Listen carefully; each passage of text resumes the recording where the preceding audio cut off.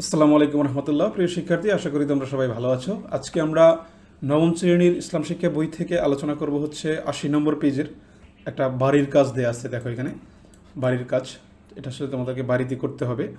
এখানে কি কাজটা দেয়া আছে বলছে, পাঠ্যপুস্তকে নির্ধারিত সূরাসমূহ তাজবিদ অনুসারে তুমি বাড়িতে শুদ্ধভাবে চর্চা করো।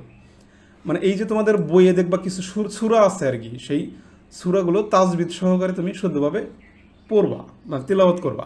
ঠিক আছে, এক্ষেত্রে তুমি তাজবিদ সংক্রান্ত বিষয়ে তোমার পরিবার, প্রতিবেশী বা সহপাঠীদের মধ্যে কেউ দক্ষ থাকলে তার কাছ থেকে সহায়তা নিতে পারো। তার মানে তাজবিদ অনুসারে তোমাকে এই সূরাগুলো পাঠ করতে বলছো। দেখো এখানে কিন্তু সূরা আছে, যেমন সূরা আল ফিল। ঠিক আছে, এখানে কিন্তু দেখো এই যে সূরা দেয়া আছে, সূরা আল ফিল আছে, সূরা আল কদর আছে, তাই না?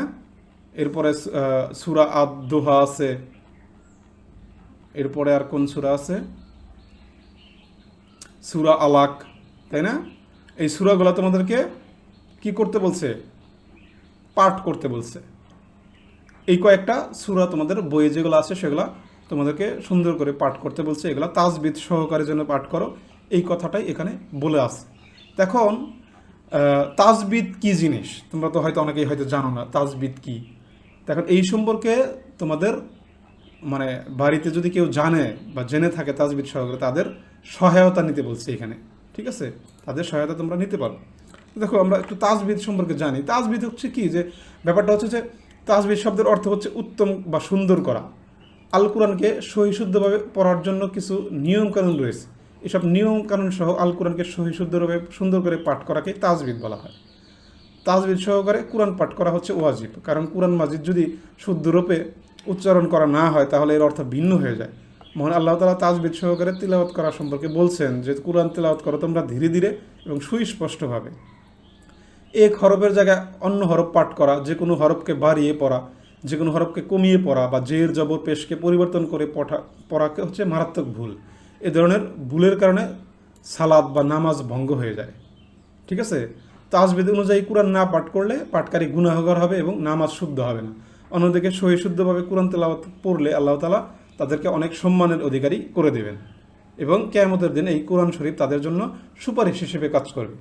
এই সম্পর্কে একটা হাদিস আছে এরকম, যে তোমরা কোরআন পাঠ করো, কেননা নিশ্চয়ই তার স্বীয় পাঠকের জন্য কিয়ামতের দিন সুপারিশ করবে, তাই না? তো এই যে হযরত আব্দুল্লাহ ইবনে মাসউদ রাহমাতুল্লাহ বলেছিল যে রাসূলুল্লাহ সাল্লাল্লাহু আলাইহি ওয়াসাল্লাম বলেন, যে ব্যক্তি আল্লাহ তাআলার কিতাব থেকে একটা হরফ পাঠ করে সে একটা নেকি পাবে এবং এর 10 গুণ পাবে। মানে একটা হরফ পড়লে তাকে 10 গুণ নেকি দেওয়া হবে। ঠিক আছে, তার মানে কোরআন তেলাওয়াত করা এবং অর্থ বোঝা আমাদের জন্য খুবই গুরুত্বপূর্ণ এবং খুবই মর্যাদার একটা আমল। এবং বলছে যে যে কোরআন তেলাওয়াত করে এবং যে কোরআন তেলাওয়াত শিক্ষা দেয় সে হচ্ছে সর্ব উৎকৃষ্ট মানুষ। এ সম্পর্কে একটা হাদিস কিন্তু আছে এরকম, যে তোমাদের মধ্যে যে ব্যক্তি মানে সে ব্যক্তি উত্তম যে নিজে কোরআন শিক্ষা করে এবং অপরকে তা শিক্ষা দেয়। তার মানে এই যে তাজবিদটা হচ্ছে কি, যে সুন্দর করে সহিশুদ্ধভাবে পড়া। এখন তুমি যদি এটা সহিশুদ্ধভাবে তুমি না পড়তে পারো তাহলে তুমি বাড়ির অন্য কারো কাছ থেকে সহায়তা নেবে, মানে এইটা তোমাকে বলছে।